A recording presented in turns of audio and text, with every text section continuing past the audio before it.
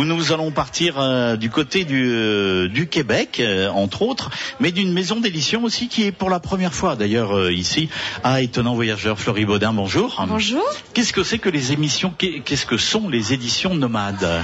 Je crois que tout est dans le nom. Voilà, c'est le voyage.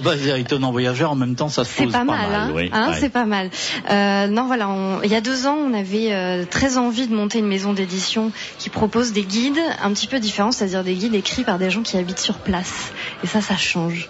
Parce qu'on se retrouvait souvent à partir avec des guides un petit peu exhaustifs, à être un peu frustrés parce qu'on n'arrivait pas à tout faire, et avoir une sélection un petit peu, qui ne représentait pas trop. Et on avait envie de trouver des guides qui soient écrits par des gens qui connaissent vraiment la ville. Alors on s'est dit, on va essayer de le faire. Donc on a été chercher des journalistes expatriés qui habitent à Londres, à Berlin, à New York.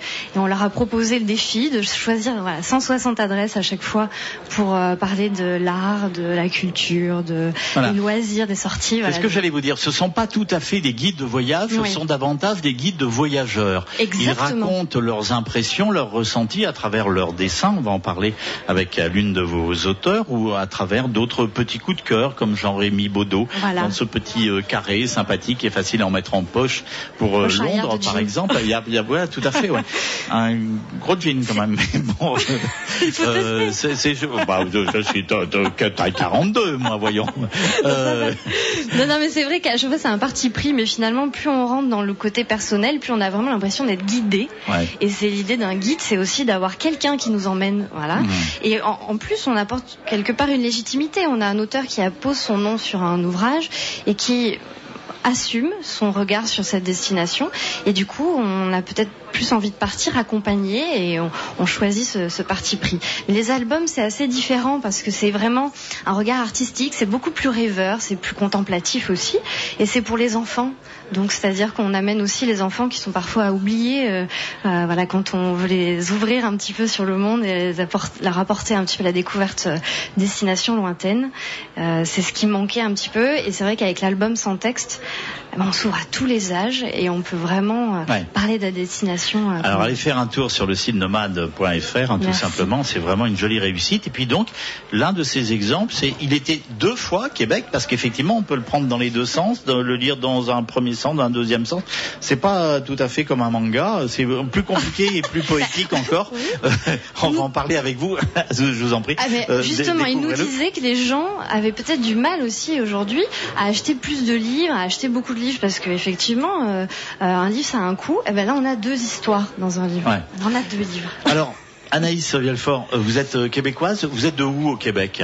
Alors, il y a une méprise, je ne suis pas québécoise. Vous n'êtes pas québécoise. Je suis québécoise. Alors, je vais vous demander de vous en aller. J'ai demandé à Aziz Béga, qui a proposé de faire la sécurité, de vous faire sortir. Un ancien ministre qui fait la sécurité, c'est toujours très bien.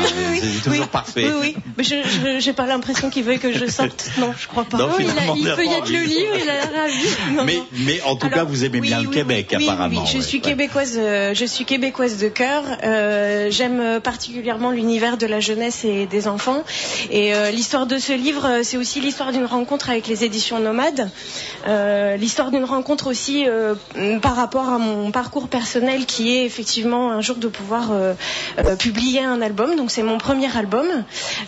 C'est quelque chose que j'ai fait avec du cœur, et qui est donc un album double, un album en miroir, qui met effectivement la tête à l'envers et à l'endroit, un peu comme ça peut être dans la vie, qui est effectivement un voyage sur le Québec. C'est très joliment fait. En tout cas, il se lit dans les 2 sens, C'est assez étonnant. On peut le prendre d'un côté comme de l'autre. On se dit, mais attends, je le lis à l'envers. Encore une fois, c'est pas le principe du manga. Mais en revanche, les enfants doivent se dire, c'est normal, je le lis comme je veux. Tout à fait. En fait, il y a une phase où effectivement, autour de 6 ans et demi, 7 ans, quand ils commencent à approcher la lecture, effectivement, ils se posent la question de la symétrie, de la dissymétrie et des envers et endroits.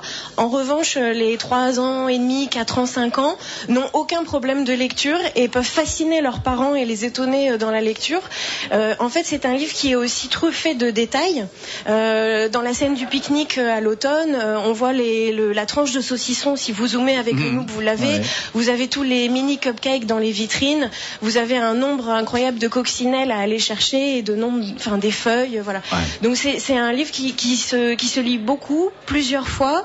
Il est aussi travaillé en boucle. Donc pour la lecture des parents, parfois certains parents sont inquiets du fait de ne pas avoir de texte. Mais là, il y a énormément de personnages qui sont cachés. Vous avez une petite bigoudaine, voilà. Donc on peut jouer. On en trouve pas au Québec d'ailleurs. Bien sûr. Il y a des crêperies à Montréal, je les connais. Ouais. Tout à fait, tout à fait.